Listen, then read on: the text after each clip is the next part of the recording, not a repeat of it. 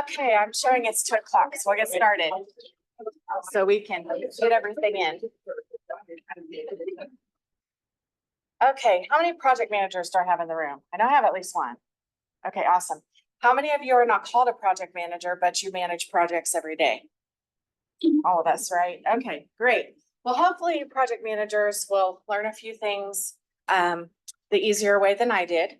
And for everyone else, hopefully you'll learn some things you can take away from this that you can apply to your everyday things you do to be more efficient.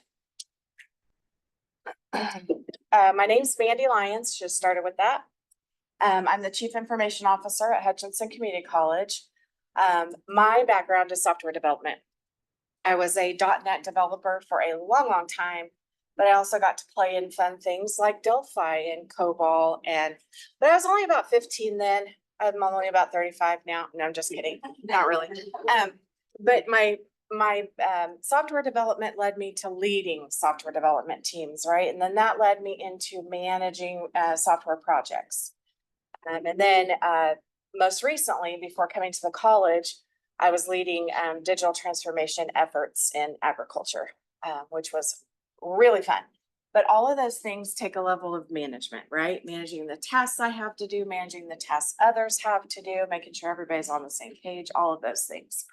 So we're going to talk through 5 things I've learned along the way that are the 5 things I feel like we need in every project. And hopefully you will learn a few things from those. I have listed my GitHub and the repo I have for this presentation. So this PowerPoint is in there, and then all of my documents, change log, risk assessment, project charter. I have shared all of those documents with you so that you can use them as you want to. All right, so I said there are 5 things that I would apply to every project. And these are those 5 things. Funny story, I was working on this presentation last night and I was flipping through my slides. I was like, wait a minute, it's the 5 basics and I only see 4 things. I found the 5th thing in an older presentation. So we're good now. We'll have the 5 basics.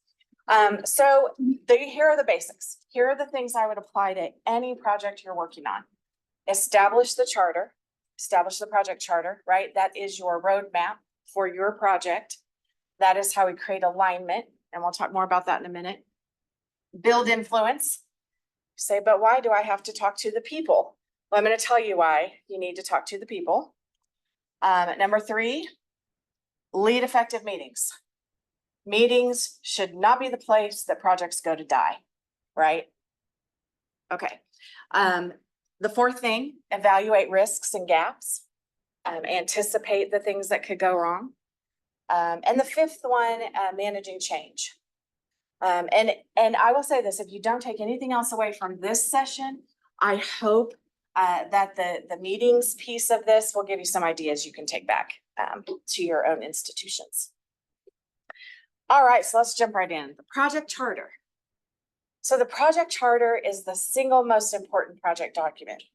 Okay, this is a covenant granting the authority by which a project manager or manager leads a project, right? This is the document where we define the vision of the project, right?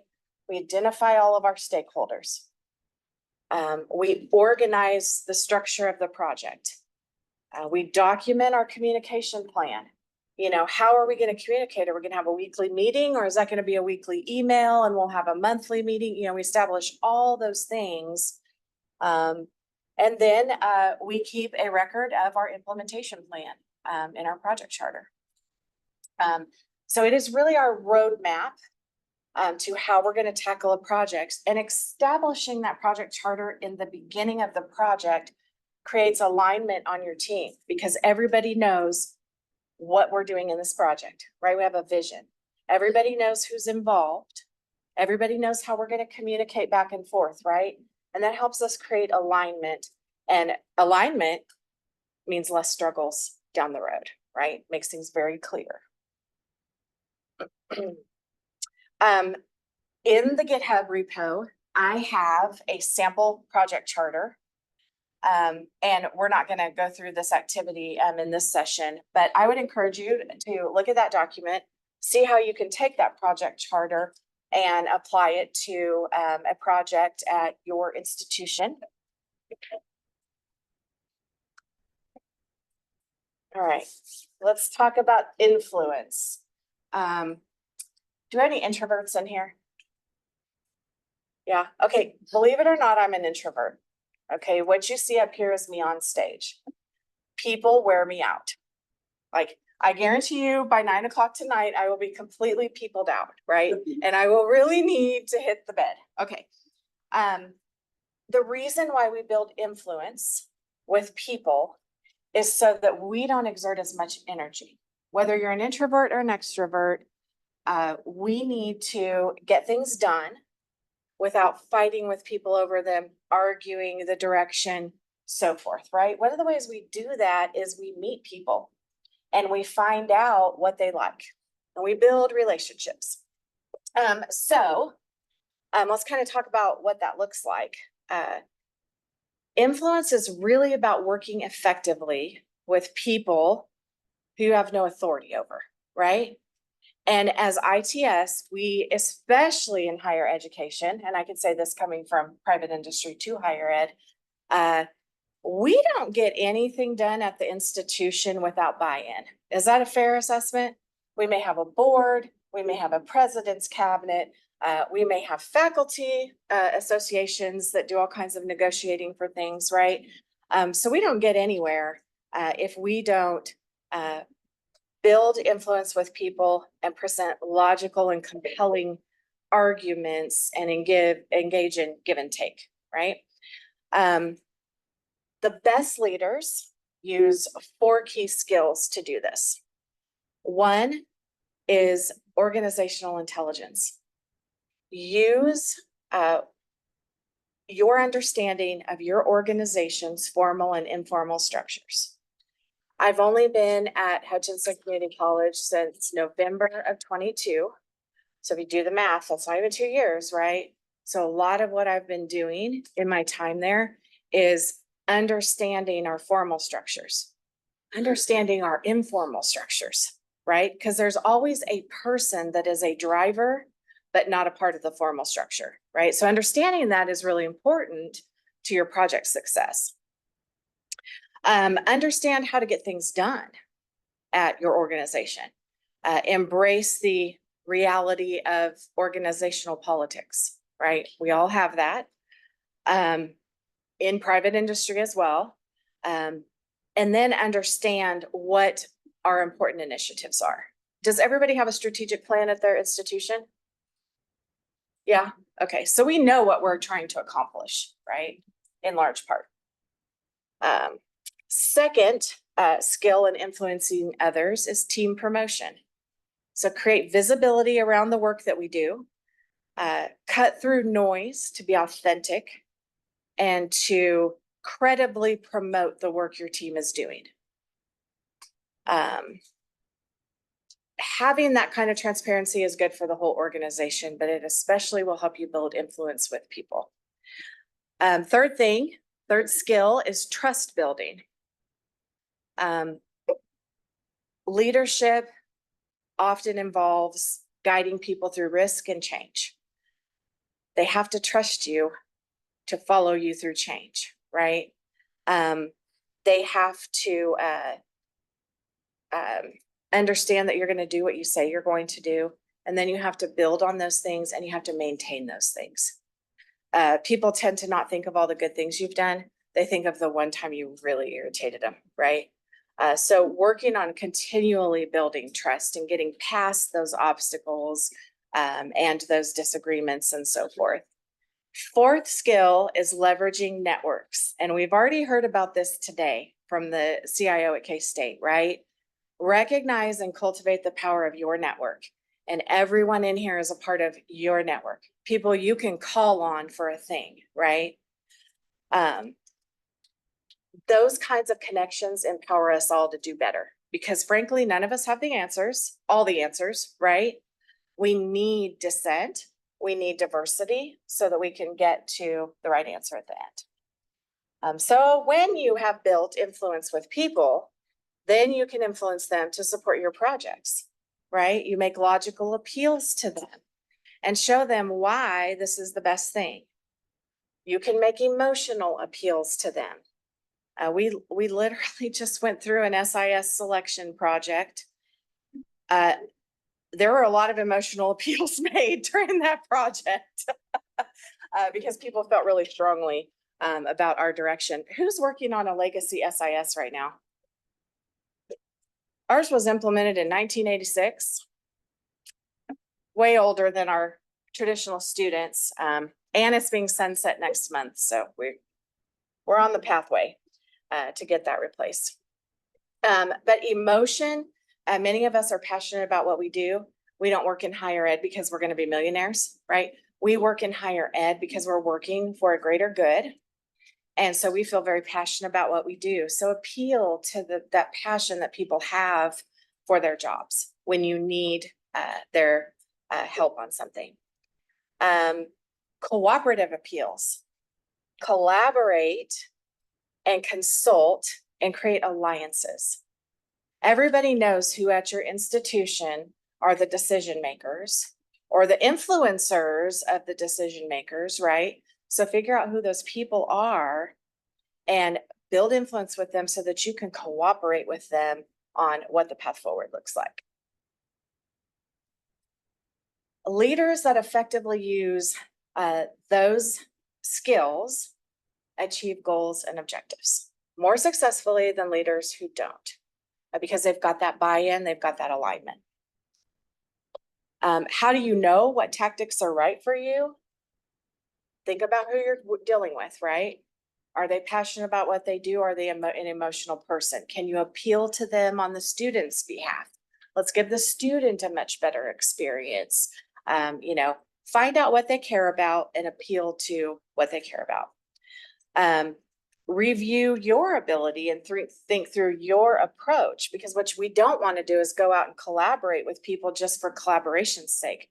We want to be genuine, right? We want to be genuine, and we want to apply tactics in a genuine way, if that makes sense. So this little exercise is one we're actually going to do. I don't have this exercise printed off for you all, so we're all just going to think through this in our head, okay? First, I'm going to give you a story. So I started working for an agriculture cooperative in 2015. We had 2 sales managers at the time, and during the first meeting I had with those 2 guys, who frankly were very influential in the cooperative business and who brought in a lot of customers, right, to a cooperative business. They were the biggest jerks I'd ever met in my life.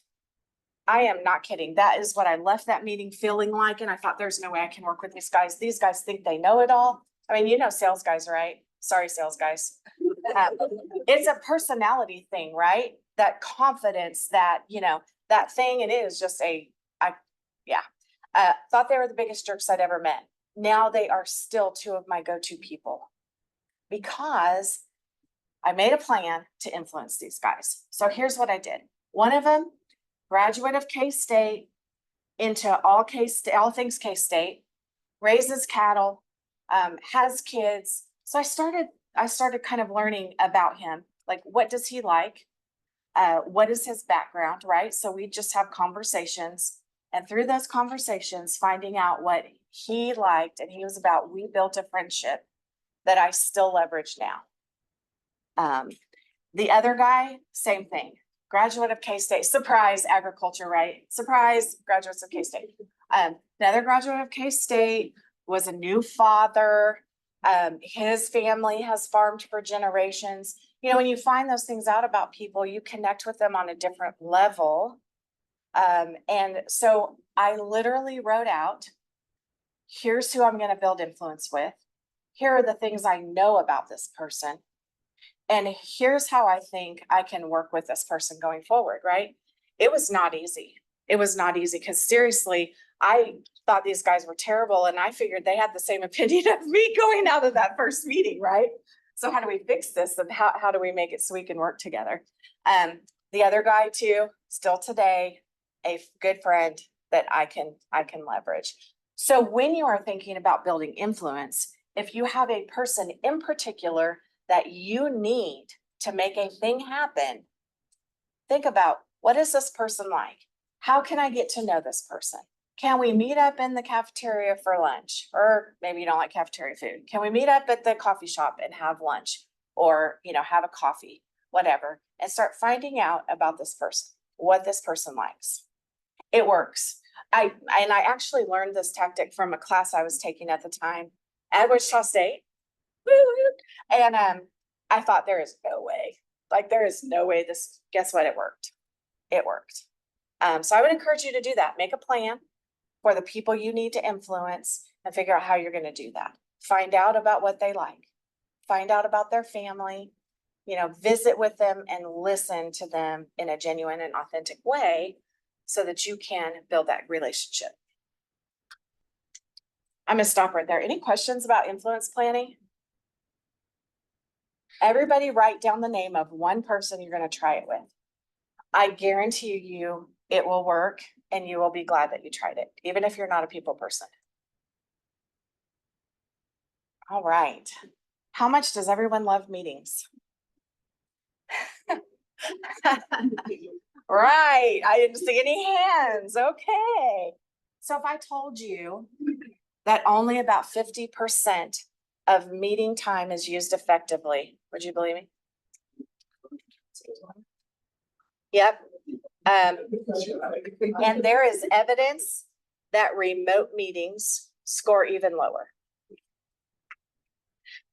So, well, and get this, an ineffective meeting can derail productivity even after it's over, right? I'm going to quote this guy. His name is Dr. Stephen Rogelberg. He was the author of The Surprising Science of Meetings. And that book examines how we conduct meetings and the effect of good meetings and the effect of bad meetings on participants.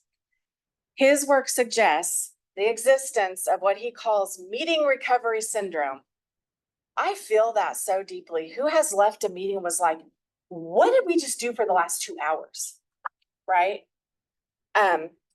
So here's what he says. Attendees of poor meetings don't leave the bad experience in the meeting room. It stays with them and negatively affects them outside the meeting, and people literally lose work time while they mentally recover from bad meetings. Another article about this meeting recovery syndrome was written. This was January 14th, 22. And this guy's name is Alam Rosina. And he says meetings zap stamina from a person when they fail to engage the participants, last too long, turn into one-sided lectures. That's kind of funny considering I'm up here presenting to you guys, but one-sided lectures, hence taking time to recover is essential. But what if this comes at the expense of productivity, right? It gets even worse when the employee has too many meetings scheduled. Who has back-to-back meeting days? I do. Some days I go from one committee to the next and I've heard the same things for the last 6 months. Anybody else? So he says that when the employee has too many meetings scheduled without enough time to transition, there isn't enough time to recover for the next meeting. Something we're trying at HCC right now is we're scheduling 50-minute meetings instead of hour-long meetings to give us a 10-minute time to recover, get to the next thing, use the bathroom, right? All those things. Hopefully that'll work a little better for us. And remember, I mentioned that there's evidence that remote meetings score even lower in effectiveness. So there are new studies being conducted on the thing that they're calling Zoom fatigue. Has anybody heard of that? So fascinating, so fascinating. Or some people are calling it virtual fatigue. And it's basically due to the increased cognitive demands on us when we are communicating virtually. So something to keep in mind, right, as we plan meetings, which we're going to talk about. So how can we have meetings that don't zap stamina? You know, most of us don't have formal training in meeting management, right? I don't know about you guys, but when I was in college, we were lucky to have computers. I know I said I was 35, but we were lucky that we had computer labs. We didn't teach people how to have a meeting, right? But anyone can learn to do this, and you can learn to do it well. And it's really all about putting a framework around things, right? So before you schedule a meeting, ask yourself, why have I called a meeting? If you called a meeting to achieve something that could be done over email, or to share information you could have shared over email, guess what? You don't need a meeting. You need an email, right? If you have called a meeting to make a decision, to solve a problem, to get feedback, to generate ideas, to make a plan, or to reflect and improve on things, you probably need a meeting. Okay, just some general guidelines. Second, what is the cost of this meeting? Right? The more people you have in the meeting, the more costly it gets. The more leadership you have in a meeting, the even more costly it gets. So now we're juggling meeting fatigue plus dollars we've spent on unproductive meetings, right? So what's the cost of the meeting? Evaluate the why if you intend to invite a team to the meeting. Or you have expensive vendors that you're meeting with, whatever it is, evaluate the why and then decide, okay, do I really need a meeting? Next thing, set a clear purpose for your meeting. Who goes to a meeting and has no idea what you're there to discuss? Yeah, me too. Happens all the time. Every successful meeting has a clear purpose. So set a clear purpose. Craft an agenda that speaks to the goal of the meeting, right? Here's what we're going to decide today. Start on time, make sure the start time is published. I will say at our institution, and I doubt this is limited just to us, we have a terrible, terrible problem of people coming to meetings 5 minutes late, 8 minutes late, right? And we've lost that meeting time. Publish a start time and set the expectation that you expect people to be there at this time so you can get this thing done by 50 minutes later or whatever your determined amount of time is. When you begin the meeting, reiterate what the objective is. Okay, thanks for coming. Today we are here to talk about the 5 basics of success. And when you leave here, you're going to be an excellent project manager. No, I'm just kidding. But set the objective so everyone remembers why they're there. I literally had a meeting yesterday with one of our institutional effectiveness people, and she started talking about a thing I was not prepared to talk about because she literally forgot why she scheduled the meeting. So reiterate at the beginning of the meeting, okay, called you here to talk about the Noel Levitt survey results or, whatever you're there to talk about. Appoint a note taker. This is something I've learned the hard way over and over again. When you are conducting a meeting, when you are the one running the meeting, it is really hard to take the notes, right? So assign a note taker, or I usually ask for a volunteer if I need a note taker.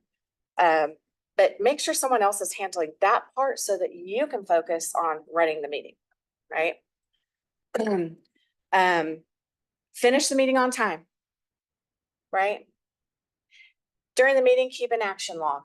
If there are action items that we need to do that come out of this meeting, keep a record of those. And here's how you handle who's been in meetings and someone brings up something that's completely unrelated to why you are in the meeting, right? It happens all the time. Create a parking lot. I usually do this visually. I'll put it on a whiteboard or a big sticky pad or whatever's available. Parking lot. And when someone brings up something that has nothing to do with why we are meeting today, that item goes in the parking lot. It is visually recognized that the person brought the thing up. You're going to follow up on it at a different time, but it's not in the scope of what we're talking about today. So that's kind of how you manage and keep the meeting on task. Use your parking lot. I think there's other names for it, but I call it the parking lot. Finish your meeting on time. Recap the achievements you made in the meeting. Anybody in here a checklist person? Like every day I write myself a list of the things I need to do and I love to cross them off, right? It is satisfying. Okay, so at the end of the meeting, recap the agreements you made. Check the items, right? So that people know what they are assigned to do. If you need to have a follow-up meeting, schedule it right then and there when you have everyone in the room to say when they're available, right? Something I learned as a project manager was that scheduling was the bane of my existence. Like just getting the right people together at the same time, right? It can be very difficult. So do it right then when you're all sitting together. Whenever possible in the meeting on a positive note. That's sometimes more difficult than others. But you want your team members to go back to their desks feeling like they accomplished something, hopefully feeling enthusiastic, not like, is it 5 yet, right? Kind of thing. Let's talk about the agenda for just a minute. Who crafts agendas for your meetings? Do we do agendas?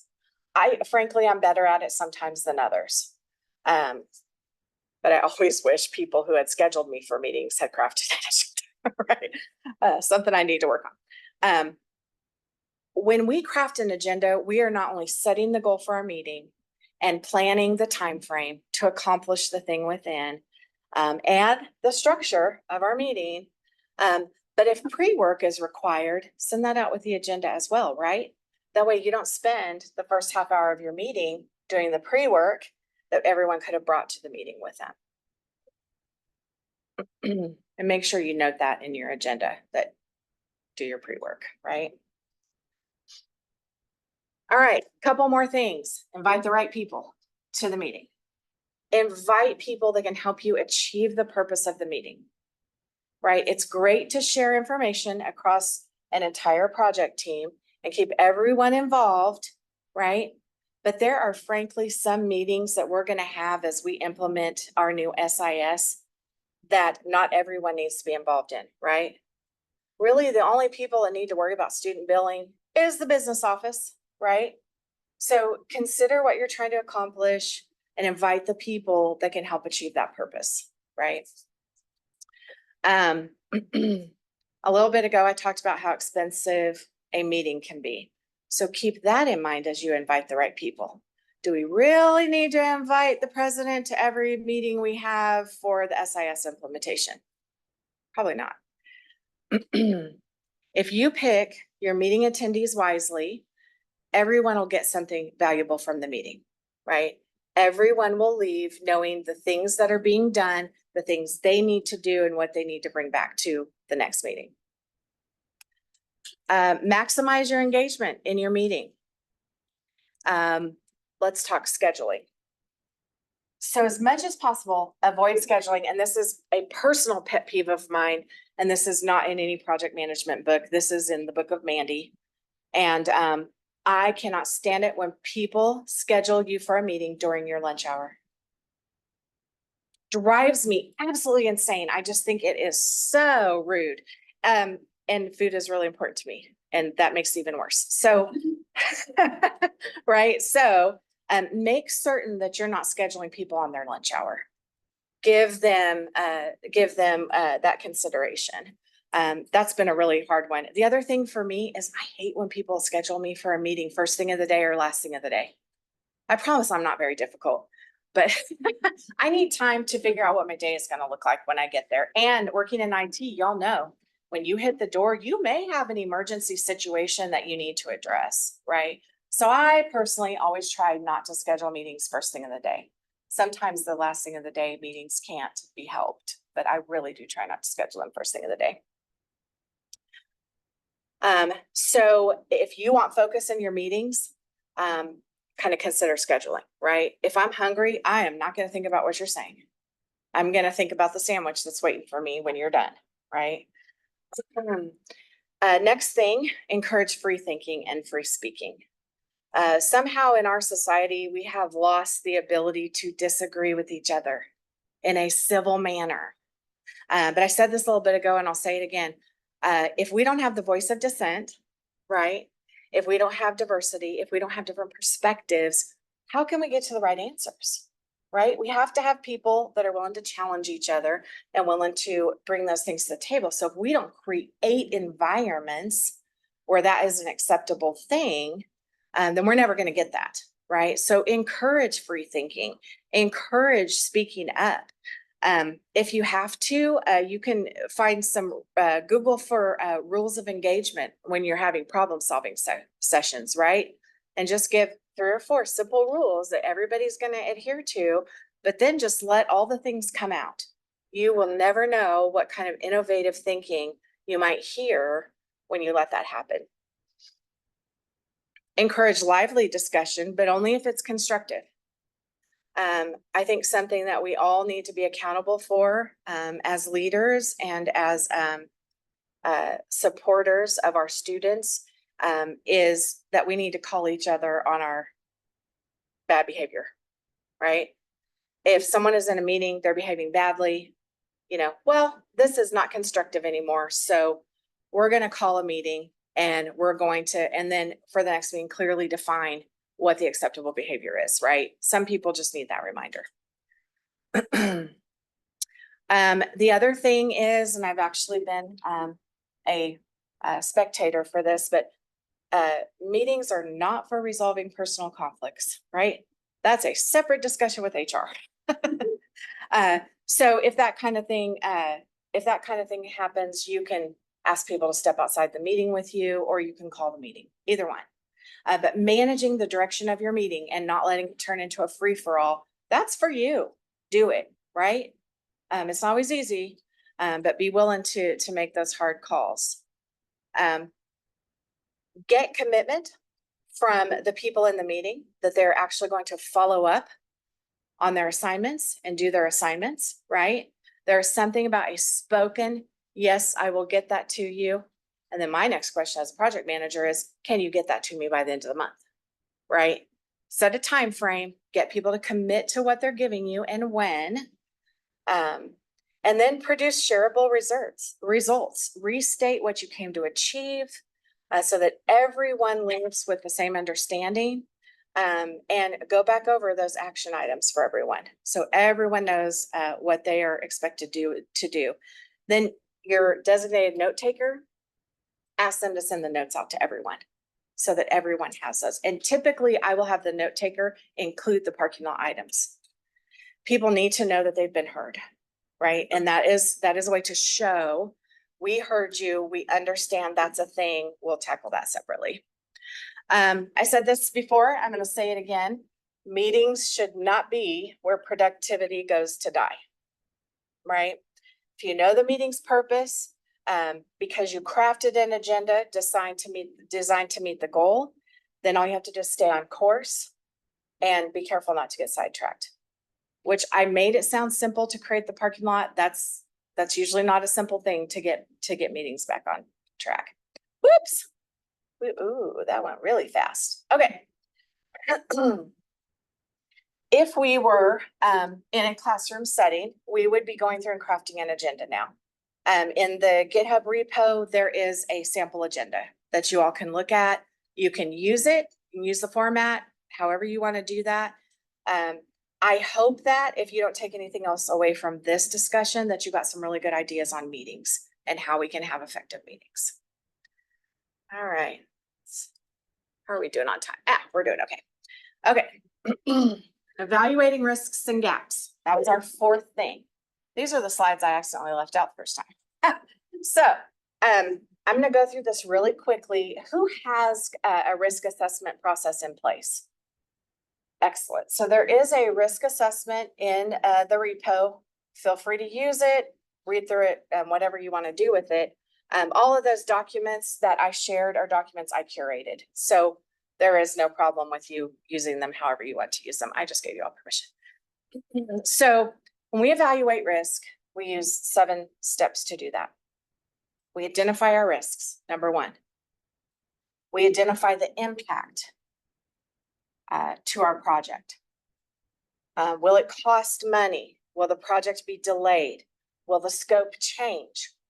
Or all of those things, right? Those of us who've done project management realize that's a little triangle grows, right?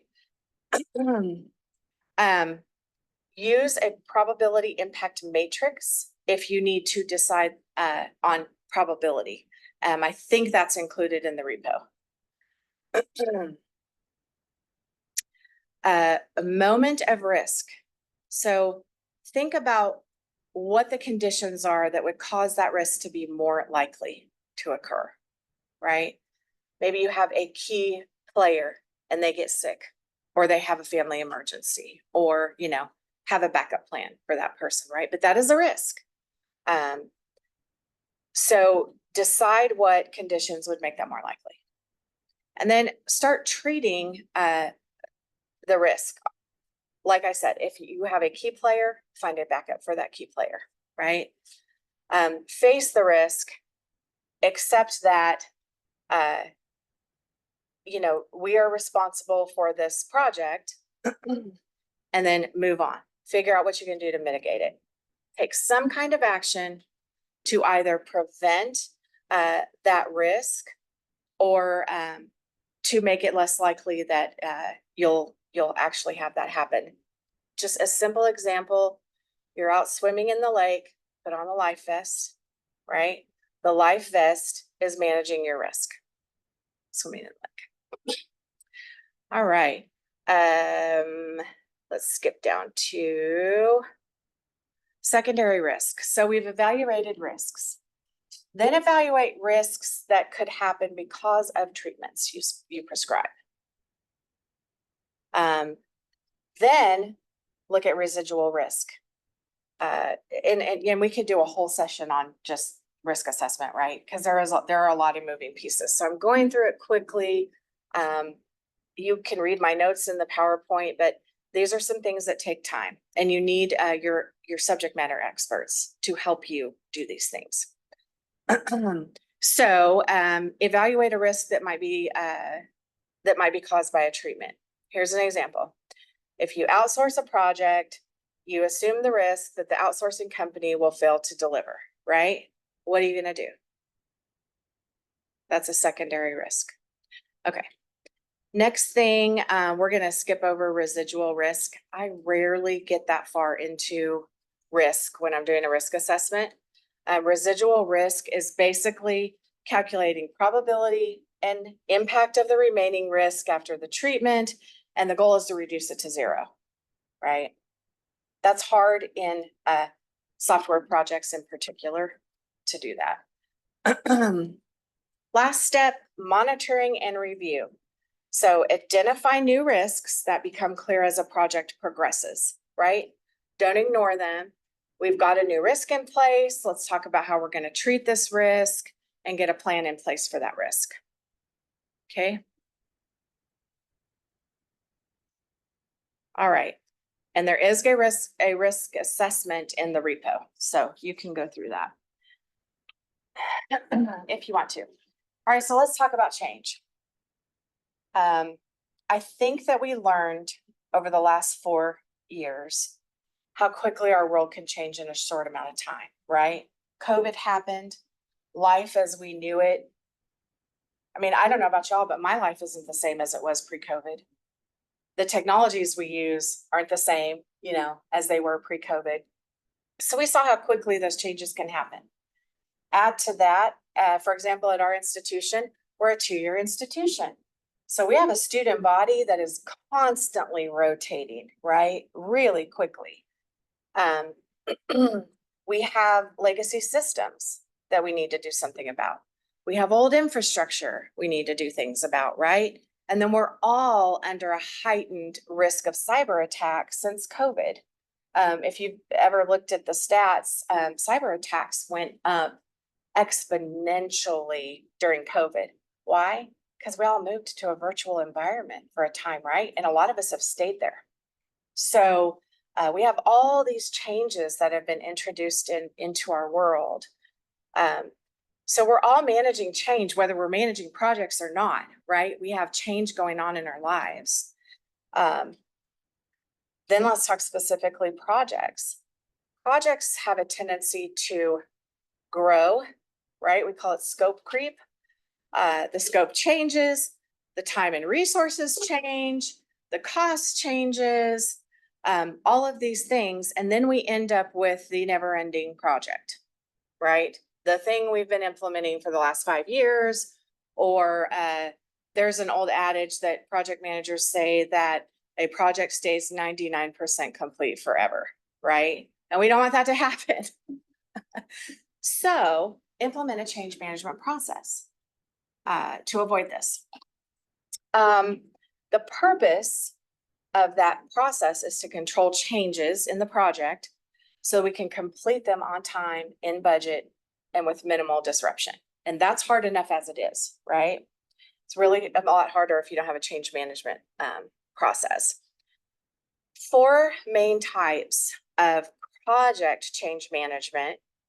Anticipatory. I think I said earlier something about anticipating risks. So anticipatory. So in the planning changes in advance of an expected situation, right? A senior employee hands in their notice. I will tell y'all, I believe with all my heart that when we are implementing our SIS, we are going to have some of our longtime employees leave because they just don't want to deal with it, right? At the same time, our president has retired, so he's done the end of June. So we have this monumental, there are going to be people that aren't going to stay, right? That's just kind of what happens when you have a lot of changes across an institution. So anticipate those things and think about what will we do if this thing happens, right? Another type of project change management is reactive. I feel like I've been living in reactive mode since I got to the college, and it sucks. Reactive is not a great place to live, right? Because that means something unforeseen happened and we didn't have a plan to prevent it, right? So then we're in an emergency situation putting out fires, right? So that's another type of project change. And those just happen in technology projects. There are going to be some things that are unique to your environment, unique to a piece of software, unique to the people that you just cannot plan for no matter what you do. So don't beat yourself up, but just know that that's a possibility. The third type of project change management is incremental. So gradual changes over a prolonged period of time. So maybe we're going to add features to an app over a period of time. Fourth kind of project change management is strategic. So these are larger changes that align with organizational direction and, kind of come down to the top. Here's what we're doing. And we go forth and conquer. So change management plan serves as the guide for implementing and executing all of this change management process, right? Your change management plan should include project constraints. What is our budget? What is our deadline? What is the minimum viable deliverable, right? Change management guidelines should be included. What items are subject to change management? What latitude does the project team have to interpret requirements? Next thing, estimate or an estimate of change in volume.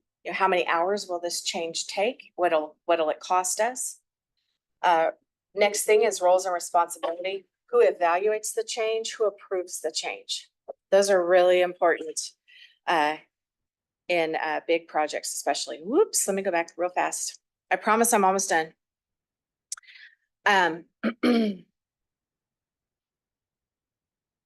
The change management process should be defined, and you should know exactly what steps you need to take and submit and evaluate to decide whether a change can happen or not. And then tools, and these are in the GitHub repo, a change request form and a change log. Keep track of those things. This last slide, I'm running out of time, sorry guys. This last slide kind of talks through the change process. You submit the change, you evaluate the change, the decision makers or the project team decide we're gonna implement the change, and then you integrate it into your project plan and you communicate that out to everyone. It sounds simpler than it is, but you will find that in the repo and you can review that. So 5 basics that I learned along the way that have helped me out, and just a couple of thoughts to leave you all with. And hopefully some of these things, again, you can take back to your job and you can implement them and you can be more efficient or help your teams be more efficient. But I want to tell you what Mahatma Gandhi said. He said, all compromise is based on give and take, but there can be no give and take on fundamentals. Any compromise on mere fundamentals is a surrender, for it is all give and no take. And to me, that's what these 5 things are. If I have to run a project with just 5 things, these are the ones I would not compromise on. And plan. Practice until you become an expert at things.